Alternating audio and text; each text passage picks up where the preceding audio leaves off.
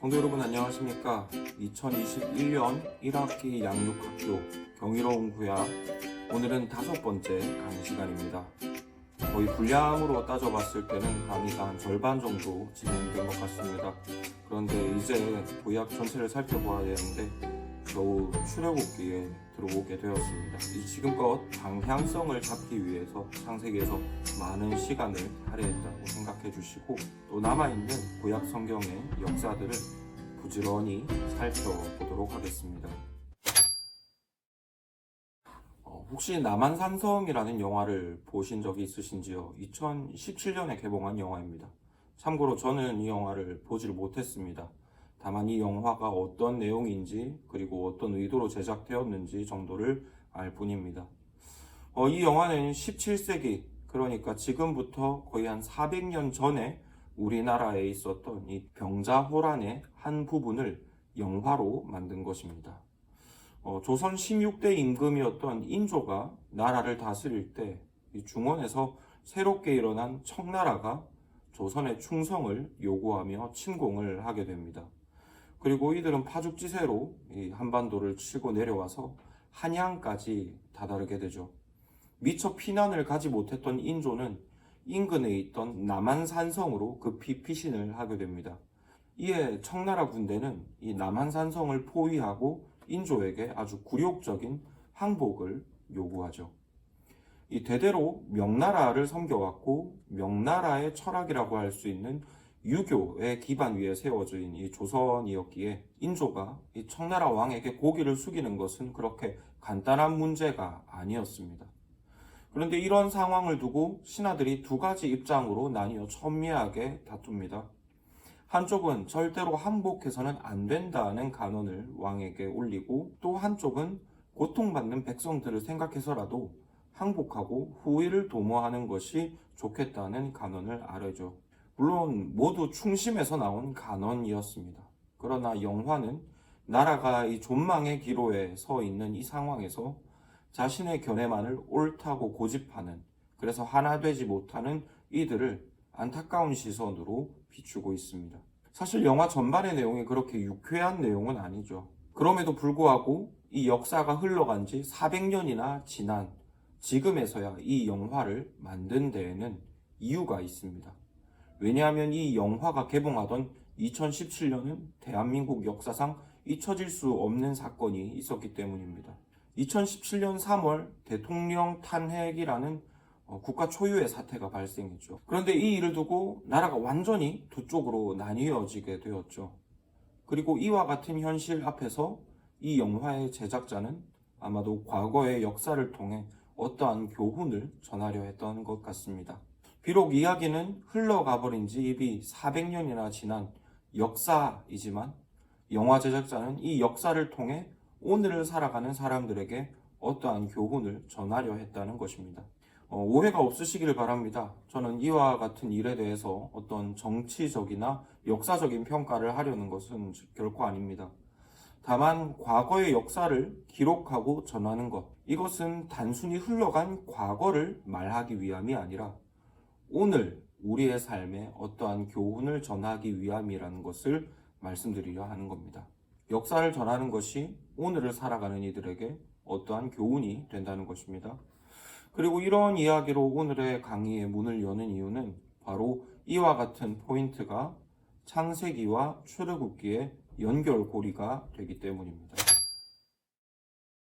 다시 창세기의 이야기를 간단하게 살펴보도록 하겠습니다. 창세기는 하나님의 가정으로 창조된, 하지만 파괴되어 버린 피조 세계를 이야기한다고 했습니다. 그리고 그 피조 세계가 다시 하나님의 가정으로서 회복되어져 가는 방향성을 제시하고 있다고 말씀드렸죠. 하나님은 사람을 자녀로서 창조하셨고 자녀와 함께 머물 공간으로서 이 천지 만물을 지으셨습니다. 그리고 그중 특별히 에덴 동산을 선택하셨죠. 하지만 뱀의 유혹으로 하나님의 아버지 되심을 믿지 않게 된 이 사람은 자기 발로 아버지의 집을 떠나 가출하게 되었습니다. 이로써 사람은 아버지가 주시는 생명과 안식을 잃은 영적 고아, 그리고 영적 좀비가 되어버린 것입니다.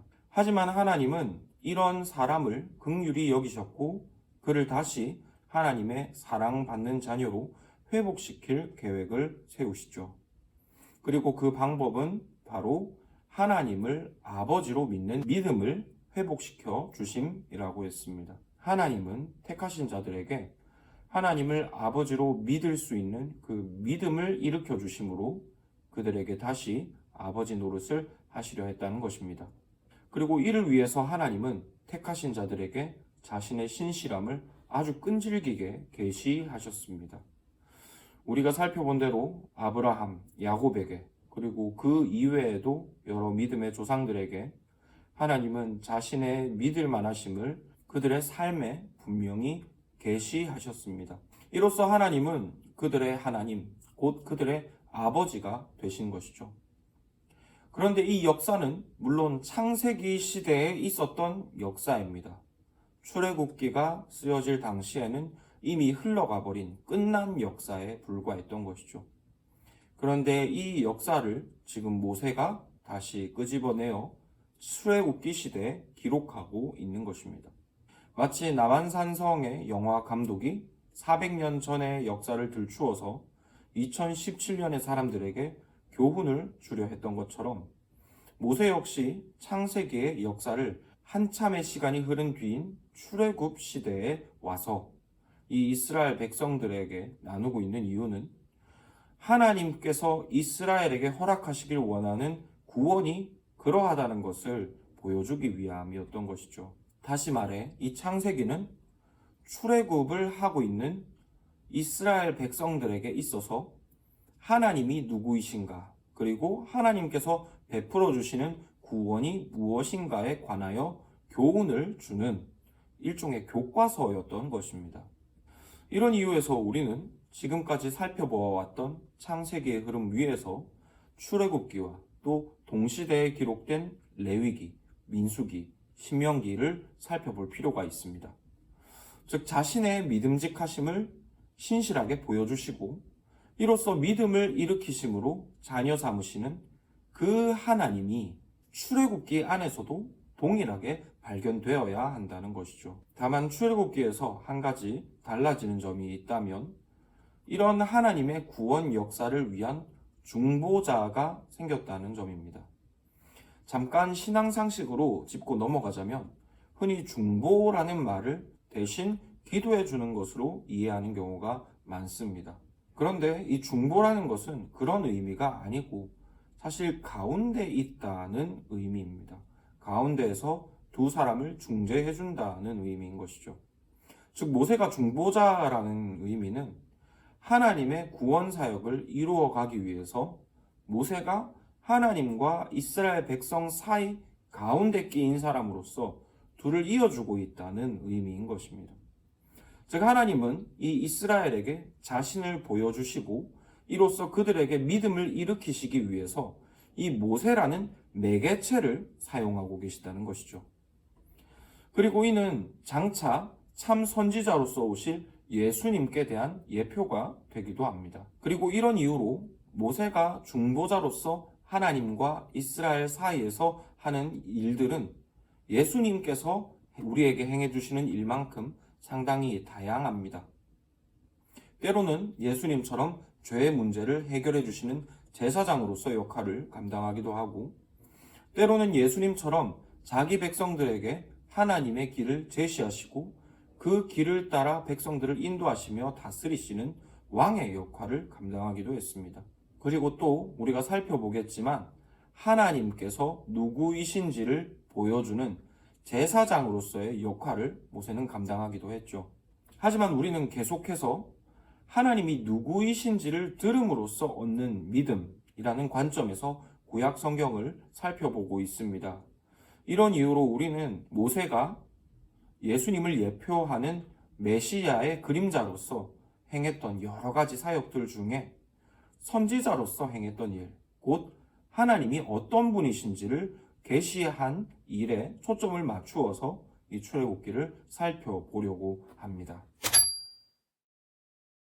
그리고 이런 관점에서 모세를 통해 이스라엘에 나타난 하나님의 신실함에 대해서 살펴보려고 하는데요. 간단하게 출애굽기의 배경을 살펴보면 야곱이 기근을 피해 애굽에 내려온 지 지금 400년이 지났습니다. 당연히 야곱도 죽었고 요셉도 죽었습니다. 하지만 하나님께서 아브라함에게 약속하신 대로 이 이스라엘의 후손들은 애굽에서 큰 민족을 이루게 되었습니다. 문제는 400년이라는 시간이 지나면서 이집트의 왕조가 바뀐 점이죠.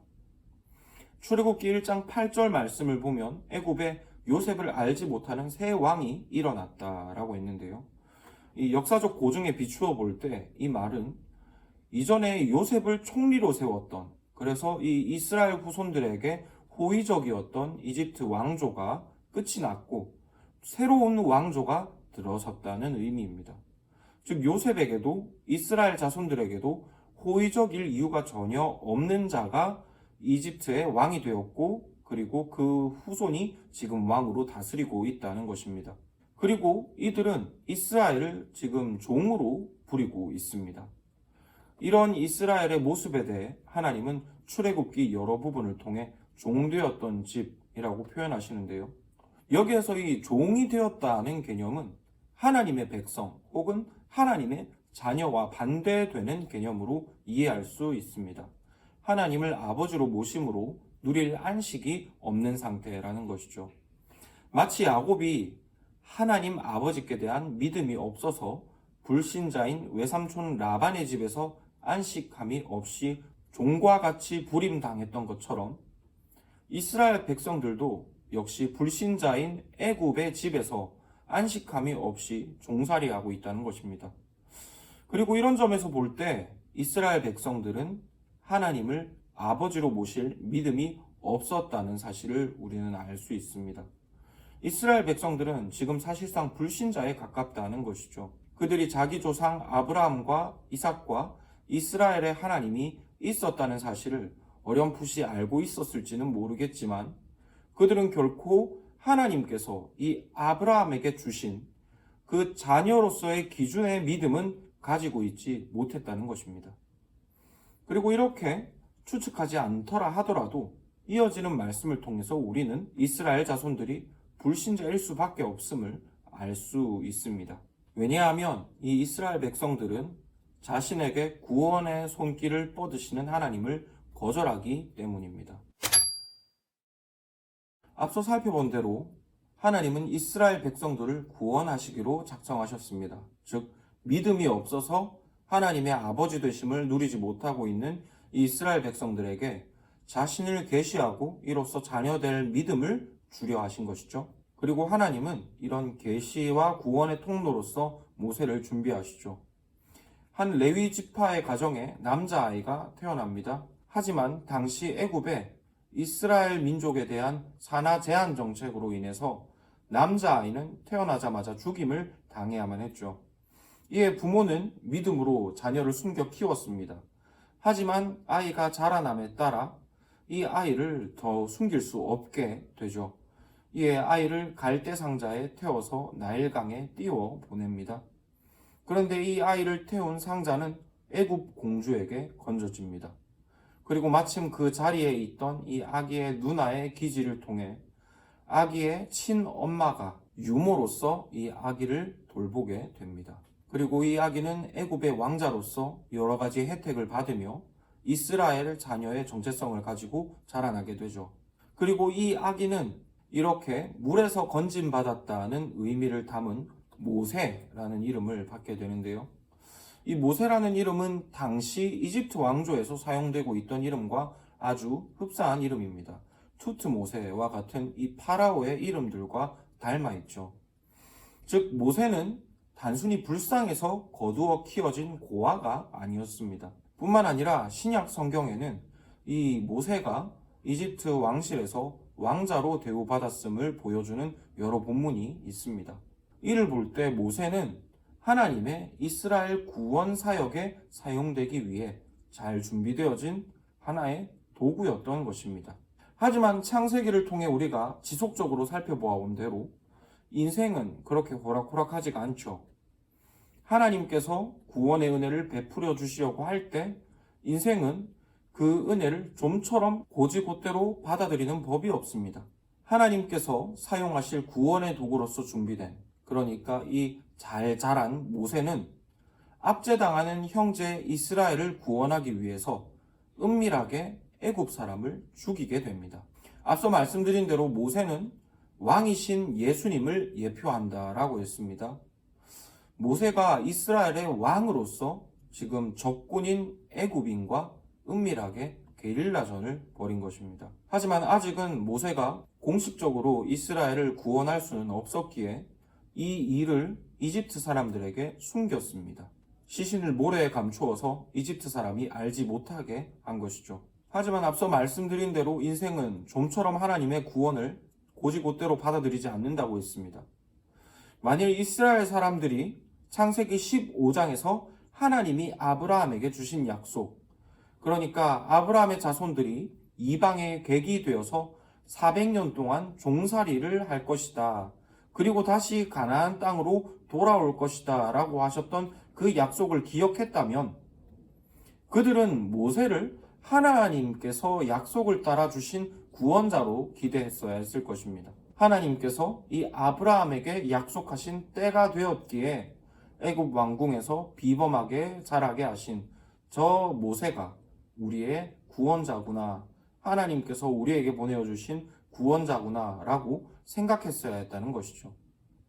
그러나 이스라엘 백성들은 오히려 이런 모세의 다스림과 도움을 불쾌하게 여깁니다.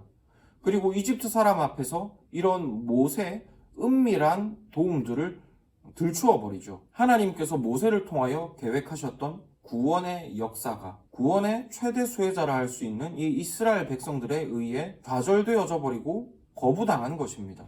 마치 믿음의 조상들이 종종 하나님의 구원으로 인도하시는 손길을 뿌리치고 그 구원의 여정에서 이탈하여 어그러진 길을 갔던 것처럼 이스라엘 백성들이 하나님의 구원 계획을 스스로 거부하고 있는 것입니다. 이에 이스라엘 백성들을 돕고 있었다는 사실이 발각된 모세는 그 길로 미디안 광야로 도망하게 됩니다.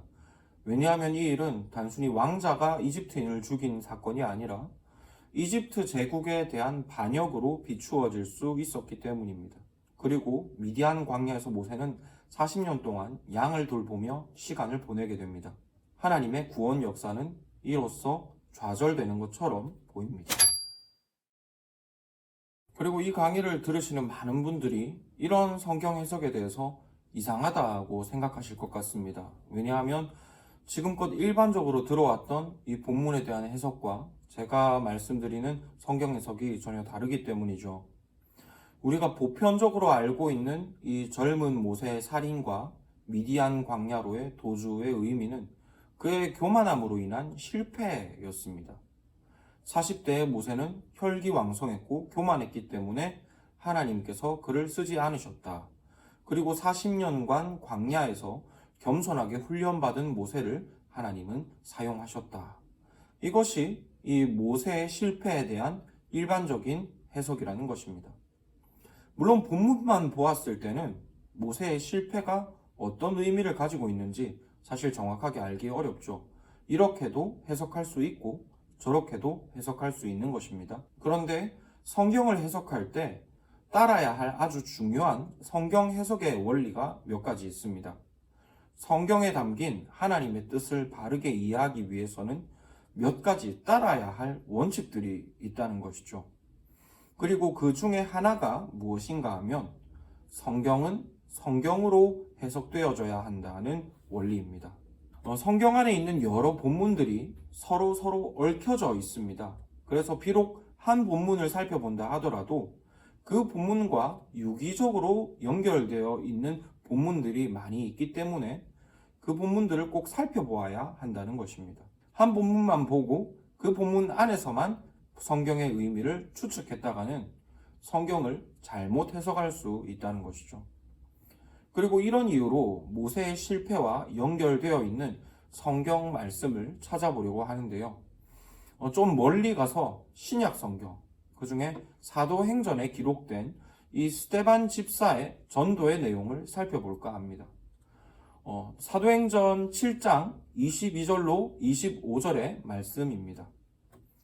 모세가 애굽 사람의 모든 지혜를 배워 그의 말과 하는 일이 능하더라.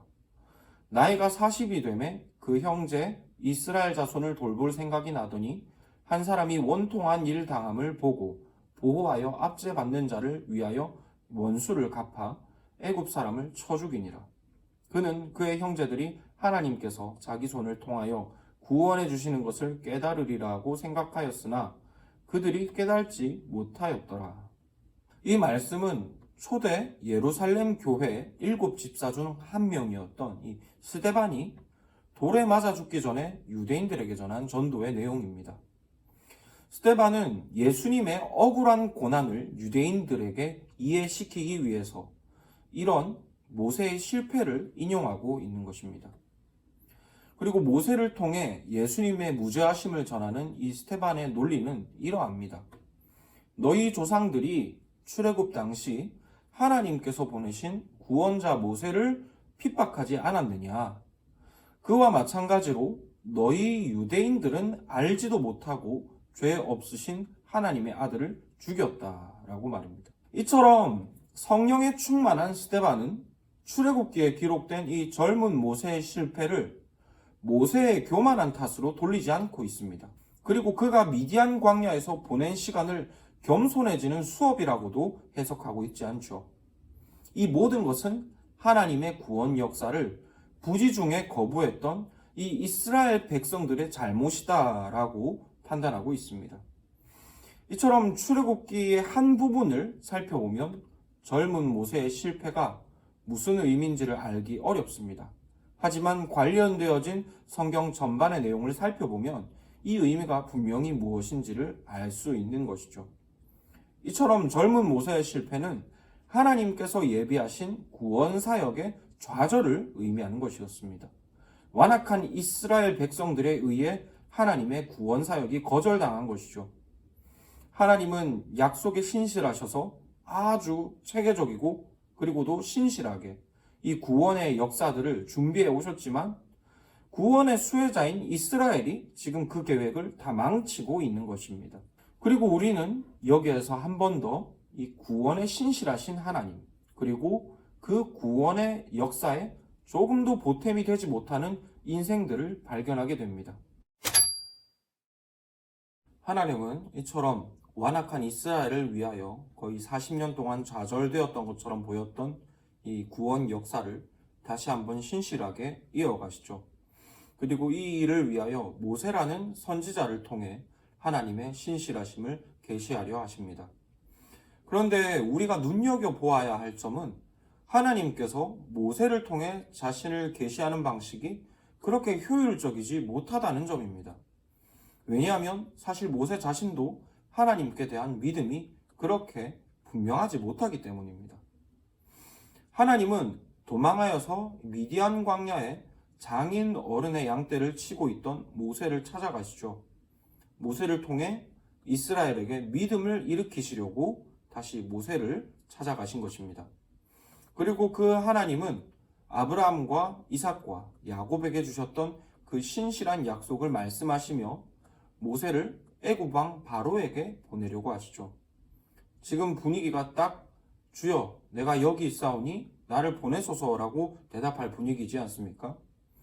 그런데 당황스럽게도 모세는 이 분위기를 깨고 하나님께 못 가겠습니다 라고 대답합니다. 그리고 앞서 말씀드린 대로 이런 모세의 태도를 우리는 흔히 겸손이라고 생각하기 쉬운데요. 하지만 사실 이것은 모세의 불신앙의 고백입니다. 왜냐하면 모세를 보내시는 하나님은 약속을 이루시는 주체를 계속해서 자기 자신에게만 돌리고 계시기 때문이죠. 출애굽기 3장 5절로 12절 말씀에서 하나님은 늙은 모세에게 처음으로 소명을 주십니다. 그런데 말씀을 쭉 읽어보면 이건 하나님이 모세에게 뭘 시키신다는 느낌이기보다는 하나님께서 무엇인가를 해 주시겠다고 하는 약속에 가깝습니다. 왜냐하면 뭔가를 해야 하는 주체가 다 하나님 자기 자신이기 때문이죠. 모세가 할 일은 그냥 하나님을 따라가서 바로에게 말을 전하는 것 정도라고 할 수 있습니다. 하지만 그럼에도 불구하고 모세는 이런 하나님의 요구에 대해서 지속적으로 거절하고 있습니다. 출애굽기 3장으로 5장의 말씀을 쭉 살펴보면 모세가 입을 여는 족족 불신앙의 말을 하고 있습니다. 그리고 여기에서 제가 말씀드리고 싶은 것은 모세 자체가 문제가 있다라기보다는 이렇게 사람을 통해서 하나님을 계시하는 방식 자체가 비효율적이라는 것이죠. 사실 당시에 모세를 제외한다고 한들 하나님께 참된 믿음을 가지고 있는 사람이 또 있었겠습니까?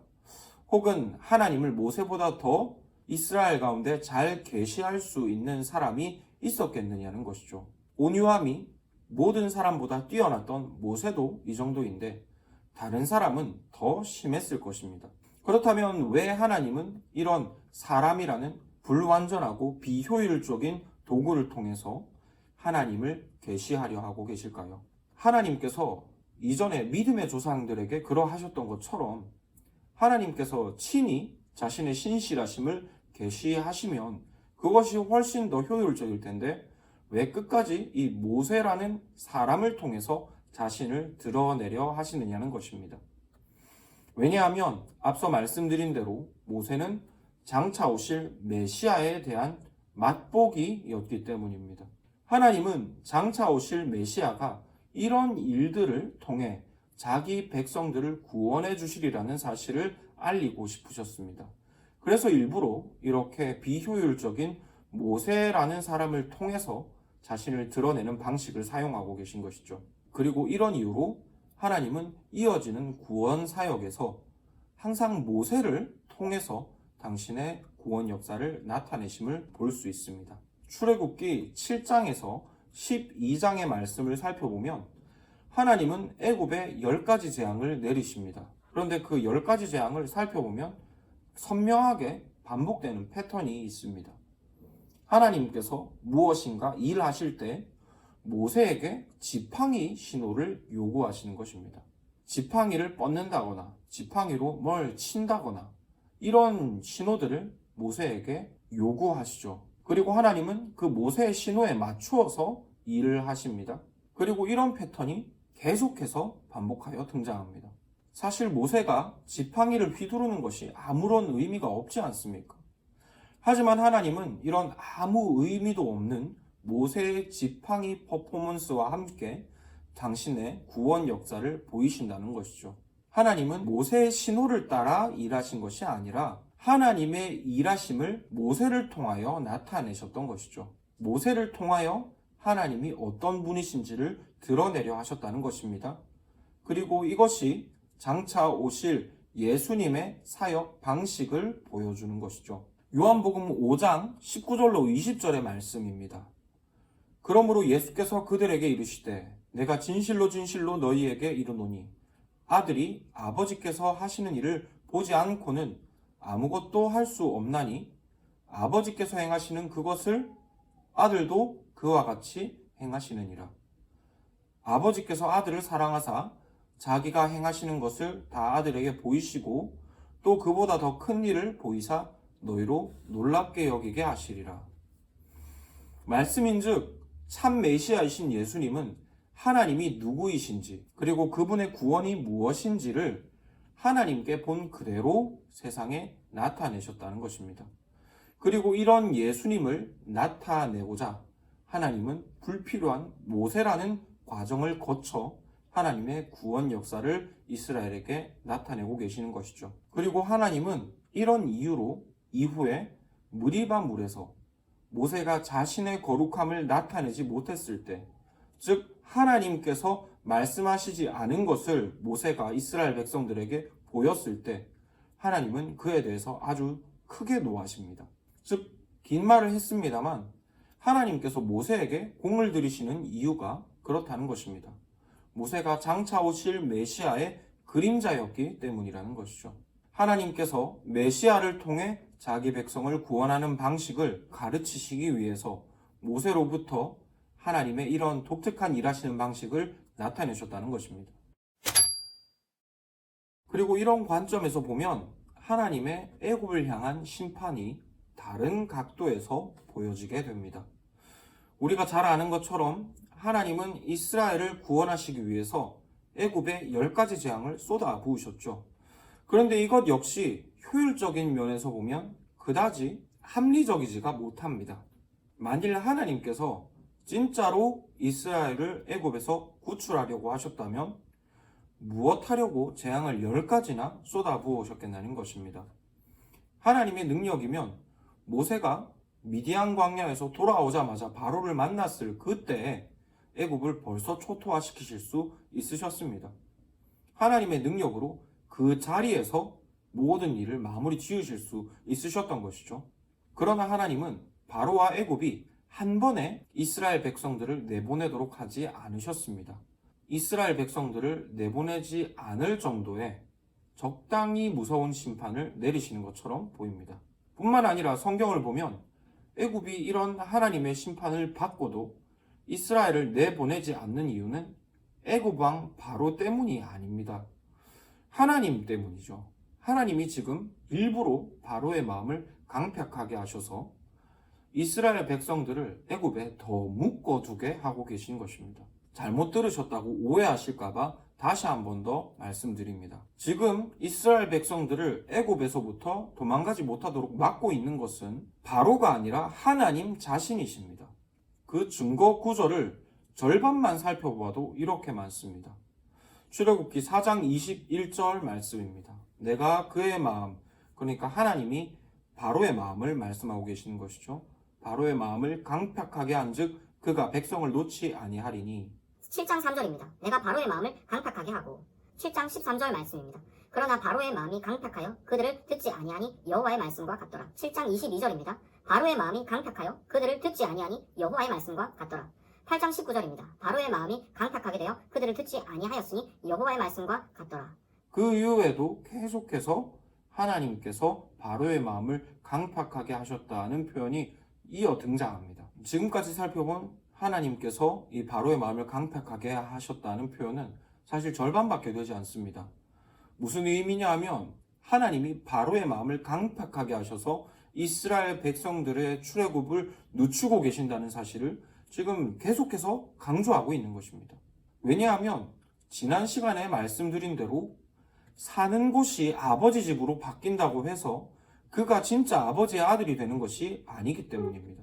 믿음이 있어야 하나님을 아버지로 모실 수 있는 것이죠. 그리고 하나님은 자기 백성들에게 하나님을 향한 믿음을 주시기 위해서 일부러 출애굽을 늦추고 계십니다.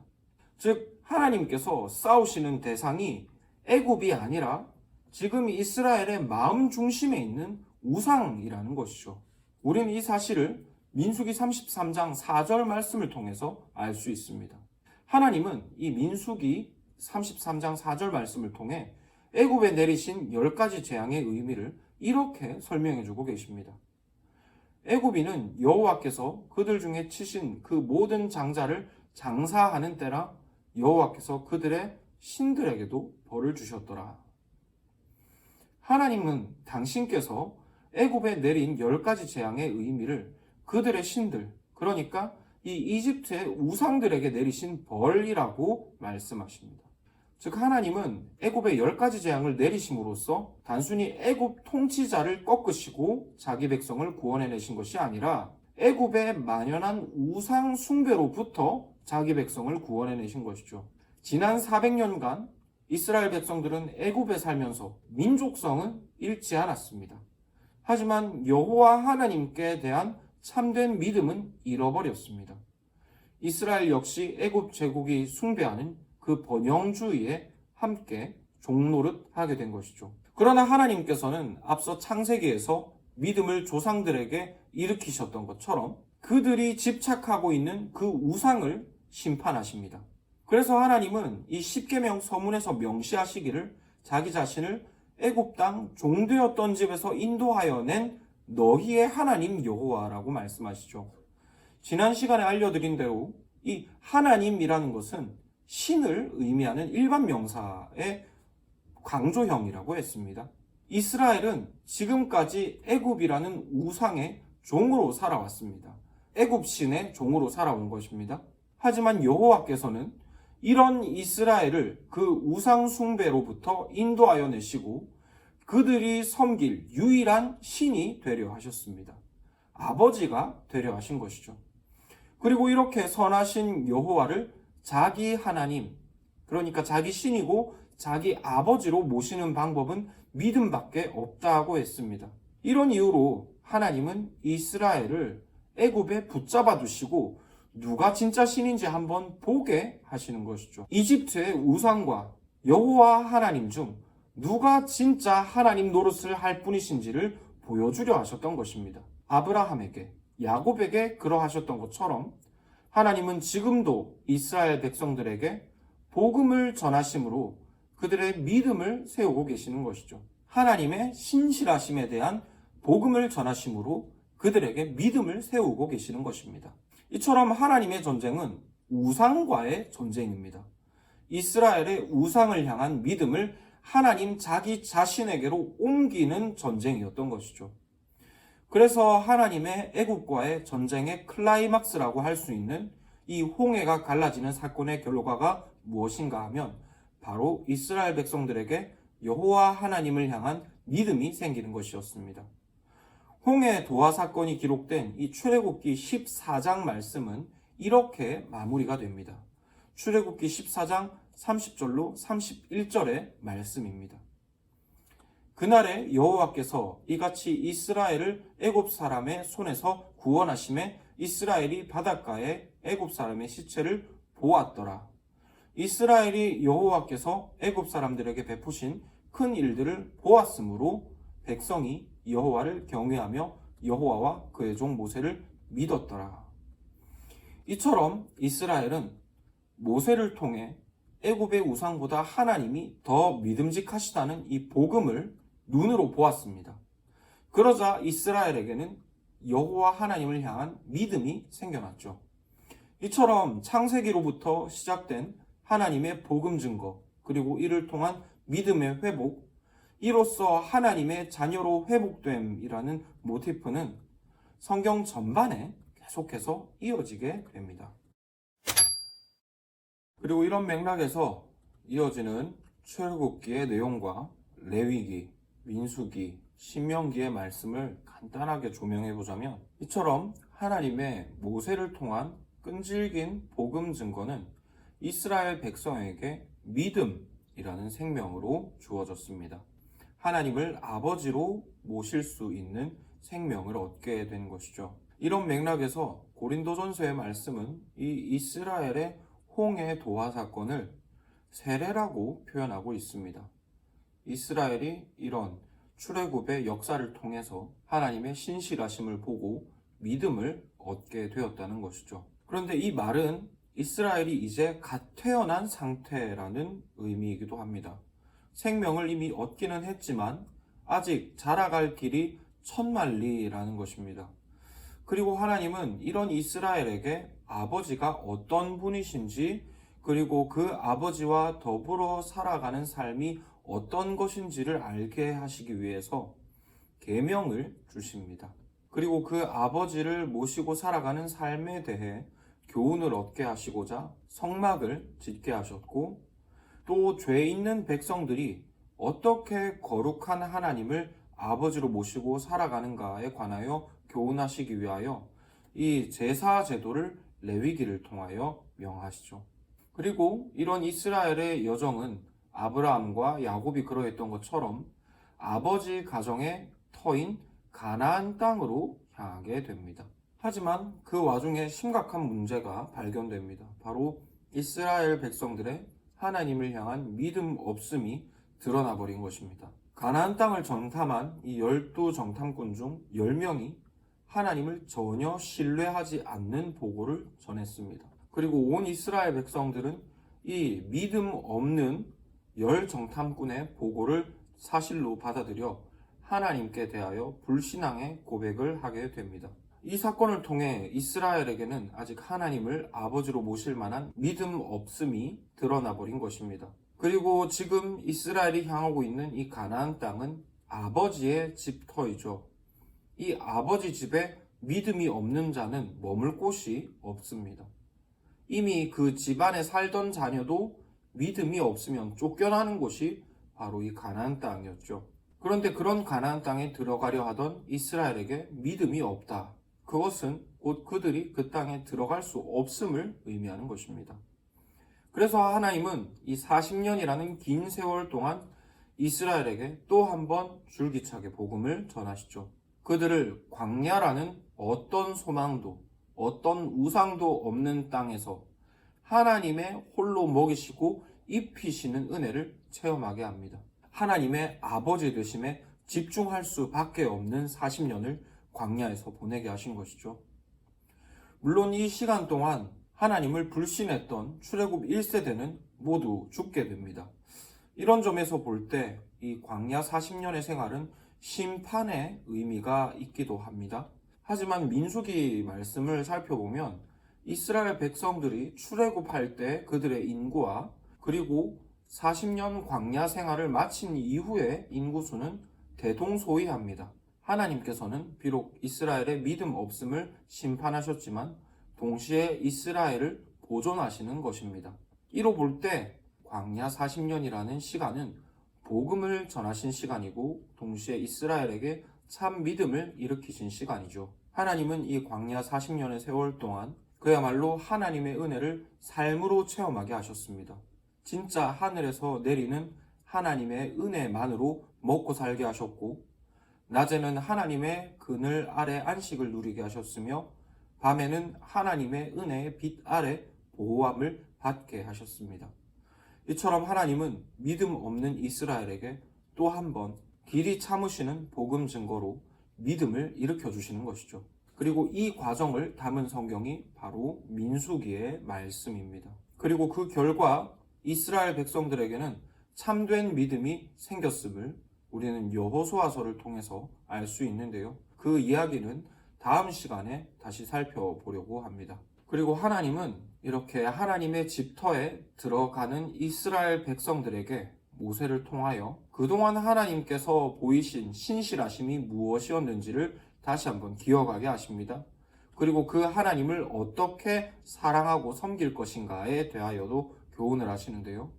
그 내용이 담겨져 있는 책이 바로 이 신명기의 말씀이죠. 이처럼 창세기뿐만 아니라 출애굽기, 레위기, 민수기, 신명기는 믿음의 회복을 통한 하나님의 사랑받는 자녀가 됨, 그리고 이로써 아버지 집으로 돌아가 안식을 누림이라는 맥락 아래에서 일목요연하게 이해되어질 수 있습니다. 이런 맥락으로 성경을 보면 성경이 좀 덜 지루하게 그리고 좀 더 풍성한 의미로 읽혀질 수 있다는 것이죠. 이것으로 출애굽기로부터 신명기의 강의를 마무리하도록 하겠습니다. 좀 급하게 살펴본 감이 있지만 이런 맥락 위에서 성경을 읽어간다면 얼마든지 그 성경의 내용들이 일목요연하게 이해될 수 있다는 점을 기억해 주시기를 바라고요. 그리고 가능하시다면 제가 짚어드리지 못한 부분에 대해서는 이런 맥락 아래서 어떤 의미를 가질지에 대해 개인적으로 꼭 성경을 살펴봐 주시기를 원합니다. 이것으로써 오늘의 강의를 마치도록 하겠습니다. 경청해 주셔서 감사드리고 또한 성실한 강의 준비를 위해서 또 기도해 주시기를 바랍니다. 다음 주까지 안녕히 계십시오.